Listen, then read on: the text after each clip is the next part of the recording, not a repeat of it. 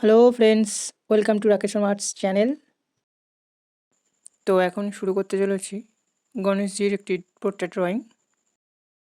তো দেখতে পাচ্ছ এটাই হলো রেফারেন্স ফটো। তো চলো, তো অনুরোধ রইল ভিডিওটি স্কিপ না করে পুরোটা দেখার জন্য।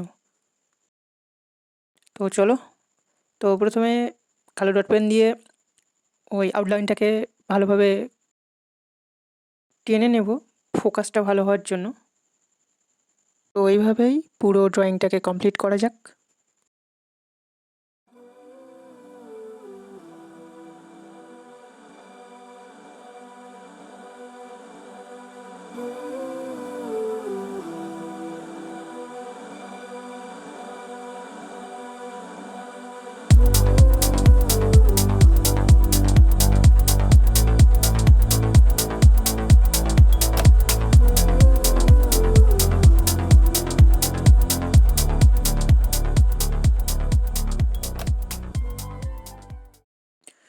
চোখটা আমি কালো ডট পেন দিয়েই টেনে নেব, কারণ পরে রং দেওয়ার ফলে চোখটা ঘেঁটে যেতে পারে।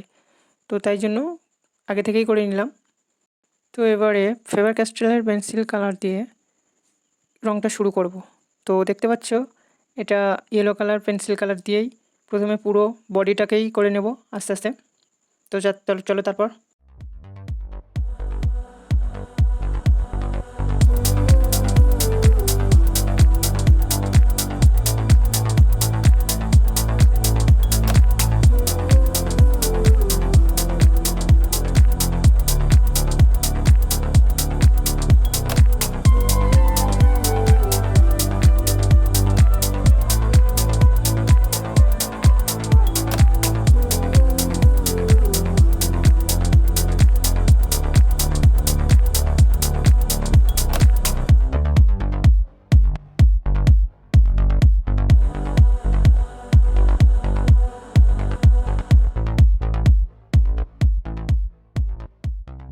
শরীরের পরে এবারে কাপড়ের রংটা প্রথমে হালকা সবুজ দিয়ে টেনে নেব।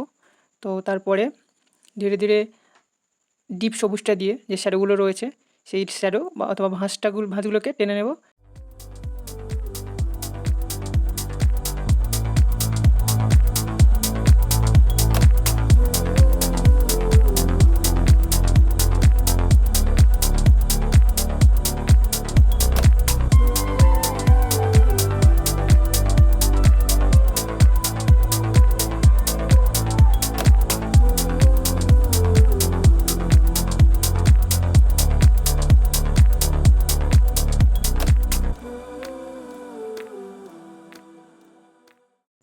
হলুদ দেওয়ার পরে বডিতে যেখানে ডার্ক এবং লাইট পোর্শান রয়েছে সেই ডার্ক জায়গাতে অরেঞ্জ দিয়ে বডির সেই পোর্শানগুলোকে ডার্ক বোঝানোর চেষ্টা করব।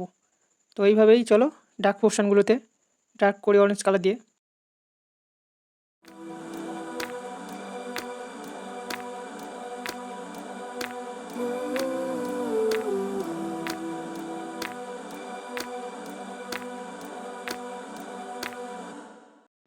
তো এবারে যে ইঁদুরটা রয়েছে ব্রাউন, ডার্ক ব্রাউন ও ব্ল্যাক দিয়ে জেল পেন দিয়ে প্রথমে ইঁদুরটাকে করে নিলাম।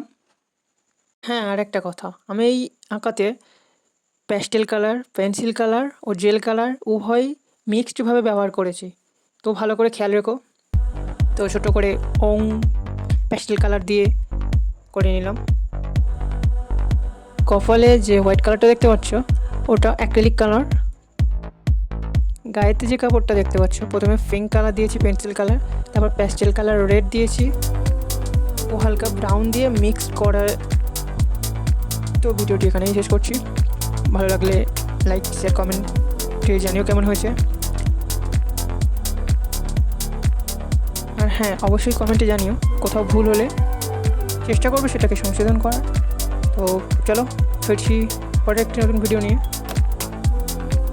তো দেখতে থাকো ও প্র্যাকটিস করো ভালো করে। তো চলো, বাই।